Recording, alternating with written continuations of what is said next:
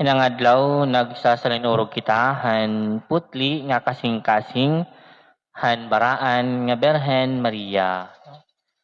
The feast of the Immaculate Heart of Mary follows the day of the solemnity of the most sacred heart of Jesus nga aton palagin sa linurog kakulop nga adlaw.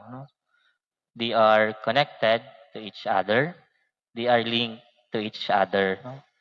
Pero iton pinagkaibahan hini nga debosyon iton duha nga kasing-kasing kan Jesus ngan kan Maria ang gisasantusi nga kasing-kasing ni Jesus emphasizes his divine heart as being full of love for humankind. While itong devotion to Mary's Immaculate Heart is essentially concerned with the love that her heart has for Jesus. Sanglit iton kasing-kasing ni Maria, amo kunta iton aton maging modelo kung paunan-unaton hihigugmaon iton Dios. Because Mary is the only human person who is able to fully and really love God in the way that she should be loved. Siguro mapakiana kita, kaya nung daw la gintawag nga putli ang kasing-kasing ni Maria. Why the heart of Mary called immaculate? Tutulong nga butang. Siyahan, her heart was uncorrupted. Mary's heart is called immaculate because it was an uncorrupted heart. So meringani kita nga nakorrupt, kareg signon, nahibang, o di nga ni nagraot. Saan kasing-kasing ni Maria, waray kahibang, waray pagraot. Pero ha politics, so meringani kita nga corrupt ini nga kandidato, meaning diri hiya maupay, o di nga ni diri tangkod. Pero pwede gadluhat siguro nga nahihibang iton iya kinabuhi. Ano ba iton kausa hiton kahibang hiton aton kasing-kasing? Our vices and anger can corrupt and entangle our heart. Ito naton diri maupay nga binuhatan, nakakahibang hiton aton kasing-kasing. Iton aton mga bisyo, di dahiton aton kalugaringon, or di dahiton aton kinabuhi, nakakaraot hiton aton kasing-kasing. Vices are bad repetitive actions.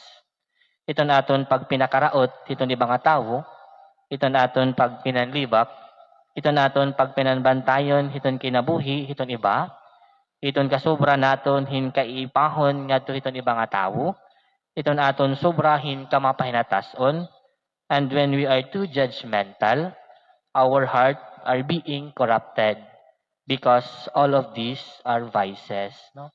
Diri inira habit, vices inira kay maraot ini nga binuhatan di dahiton aton kinabuhi.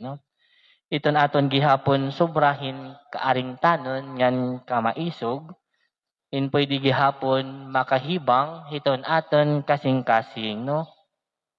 Iton waray na nga ni damarason iton pag-isog iton pagkinaaringit, pwede it makadunot hiton aton kasing-kasing. Diri lat ako nasiring nga diri kita maaringit o diri kita magisog, because it is part of our human emotions. Sometimes diri naton malilikatan, pero kung iton aton kaaringit ngan kaisog, amo na iton nagdidikta di dahiton aton kinabuhi, to the point nga nakakasala na kita o nakakapagbuhat na kita hindi maupay ngadto hiton ibang tao. That's the time nga nahihibang na iton aton kasing-kasing. Arigit nga ni iton aton kasing-kasing, nag-iisog nga ni iton aton kasing-kasing, nagiging manhid kita, ngan makuri kita, humigugma, ngadto hiton iba nga tawo. Ngan mga kabugtuan, if our heart is being corrupted by our vices and anger, daopla kita kan Maria, because her heart was uncorrupted by those forces, and she can help us rehabilitate our heart to make it healthy, strong, and at peace.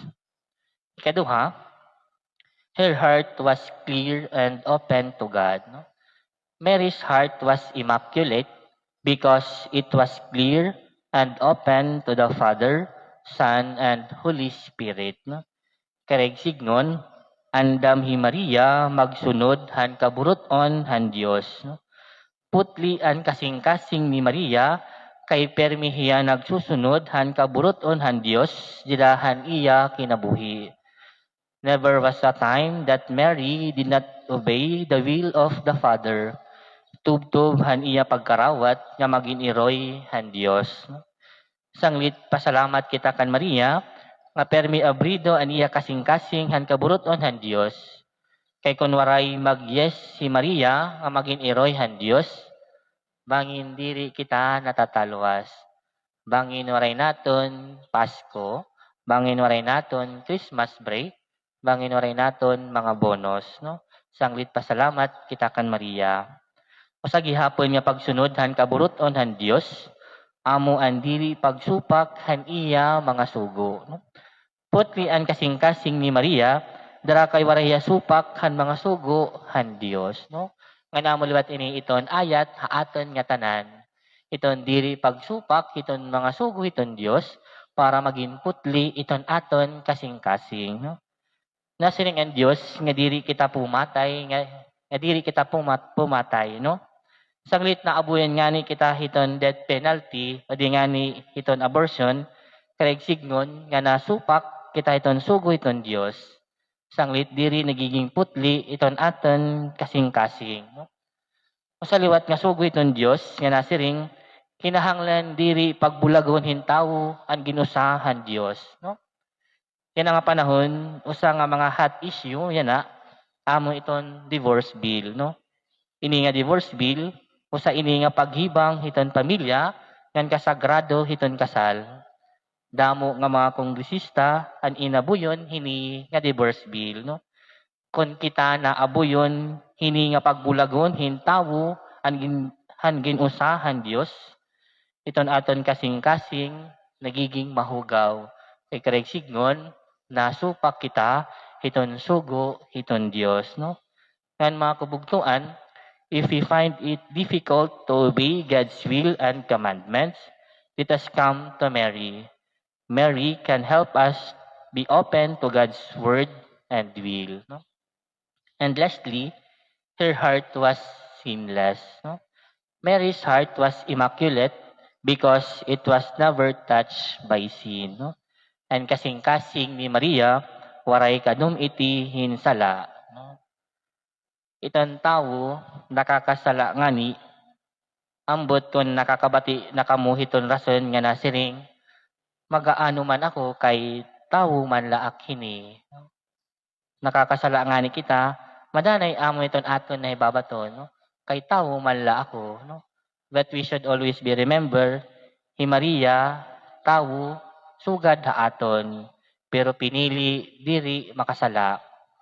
Jesus nga Dios naging tao, sugad gihap haaton, pero pinili diri makasala. Sanglit na nira kasing-kasing, baraan ngan putli. No?